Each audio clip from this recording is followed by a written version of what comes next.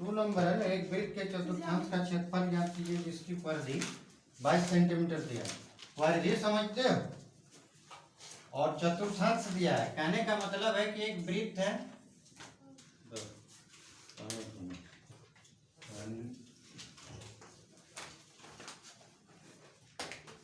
एक आपको यहाँ वृत्त दिया है, ठीक है। तुम लोग आप लोग अच्छा से बनाइए, मेरा तो ड्राइंग कम होता है। कहने का मतलब है कि बोल रहा है कि एक वृत्त के चतुर्थांश का क्षेत्रफल ज्ञात कीजिए जिसकी परिधि 22 सेंटीमीटर दिया है। चतुर्थांश पहले समझते, ये बताओ। चतुर्थांश का मतलब होता है कि वृत्त के 4 हिस्सा का एक टुकड़ा, माने सर्कल का 4 हिस्सा का एक टुकड़ा, ये होता है चतुर्थांश। क्या होता है ये वाला? ये होता है आपका चतुर्थांश। माने वृत्त के 4 हिस्सा का एक टुकड़ा हुआ चतुर्थांश। वृत्त के अगर आधा हिस्सा हमको लेना है तो वो अर्धवृत्त, और कंप्लीट होता है वृत्त। तो हमको बोला है कि इसका परिधि दिया है, वृत्त की परिधि दिया है। क्या दिया है? वो केंद्र मान लो, वृत्त की परिधि कितना दिया? वृत्त की परिधि दिया है 22 सेंटीमीटर। परिधि का मतलब होता है कि बाउंड्री, वृत्त का कंप्लीट राउंड जो है, गोल राउंड, इसी को बोलता है बाउंड्री। ये नाप तो कितना है, तो ये नाप तो ये दिया हुआ है यहाँ पर 22 सेंटीमीटर। तो हमको निकालना है इस एरिया को कि चतुर्थांश के 4 हिस्से का एक हिस्सा जो है, इसका एरिया कितना है, मतलब इसका क्षेत्रफल कितना है, ठीक है। तो सबसे पहले हम वृत्त की परिधि लेके बनाएंगे, क्योंकि वृत्त की परिधि दिया हुआ है। तो वृत्त के परिधि का फॉर्मूला होता है 2 पाई r। वृत्त का परिधि का फॉर्मूला होता है 2 पाई r।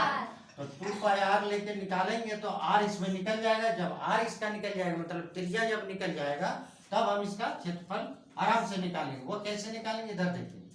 वृत्त की परिधि हो गया 2 पाई r, इधर है 22। अब क्या करते हैं, 2 इंटू पाई का वैल्यू होता है 22/7, और r है नहीं, r तो निकालना है। अब क्या करते हैं, नीचे कुछ नहीं तो 1 दे दीजिए और क्रॉस मल्टीप्लिकेशन कीजिए। ये 1 से इंटू करोगे तो ये वाला होगा 22 इंटू r, और इधर हो जाएगा आपका 7 इंटू 22, ठीक है। तो r इक्वल टू आपका क्या होता है, r के साथ जो रहता है बाई में जाएगा और ये सारा ऊपर जाएगा, ठीक है। और 2 इंटू 22, दोनों साइड ऐसे ही है ना, तो ये चला गया, बचा क्या r बराबर 7/2 सेंटीमीटर। r कितना बचा? 7/2। अब हमको r जब मिल गया तो हम आराम से चतुर्थांश का क्षेत्रफल निकाल सकते हैं। तो चतुर्थांश का क्षेत्रफल क्या निकालेंगे, इधर देखिए। चतुर्थांश का क्षेत्रफल, चतुर्थांश किसको बोलते हैं, ये समझ में आया ना, कि वृत्त के 4 हिस्सा का एक टुकड़ा, ये वाला, और इसका क्षेत्रफल कितना है, माने इसका जगह कितना है, इसका एरिया कितना है। तो इसका एरिया निकालने के लिए इसका फॉर्मूला आता है, पहले वृत्त के क्षेत्रफल का फॉर्मूला क्या होता है, ये बताओ।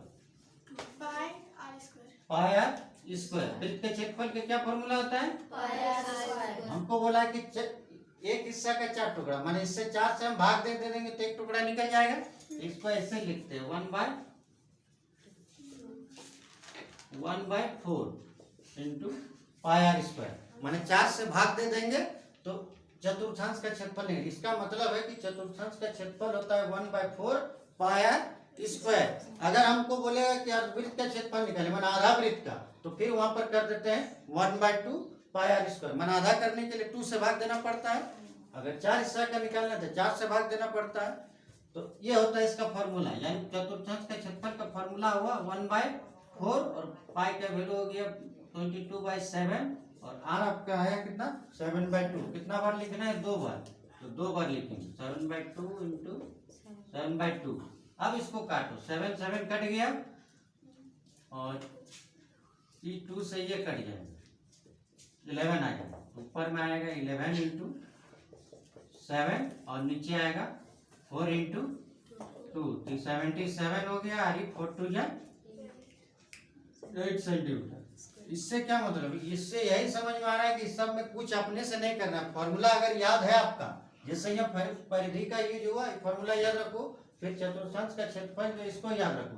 तो कहने का मतलब है कि वृत्त का क्षेत्रफल याद रखना पाई r स्क्वायर, उसके बाद वृत्त हो या चतुर्थांश हो उसको बना लोगे, और परिधि होता है 2 पाई r। ये सब याद रखना तभी बना पाओ।